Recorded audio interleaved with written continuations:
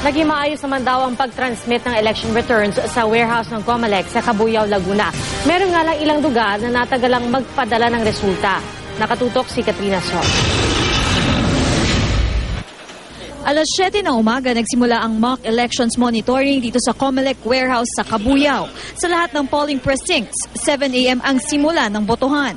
Sa dalawang polling precinct sa Quezon City, magtatapos ang botohan ng 7 p.m.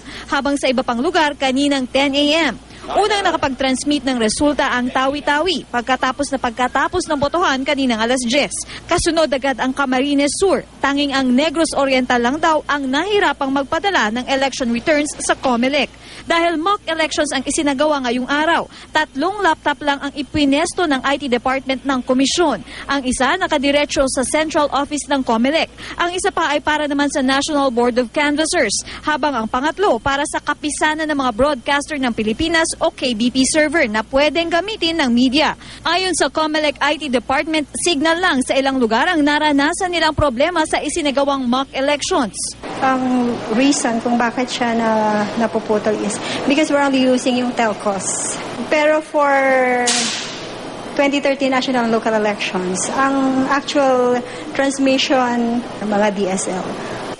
Wala na raw silang naranasang operational problem gaya ng pagkalito o maling paggamit ng mga PCOS machine. Pamilyar na raw kasi ang maraming Pilipino sa paggamit ng mga ito. Pagkatapos ng botohan sa UPIS mamayang alas 7 ng gabi, magsasagawa roon ang COMELEC ng random manual audit.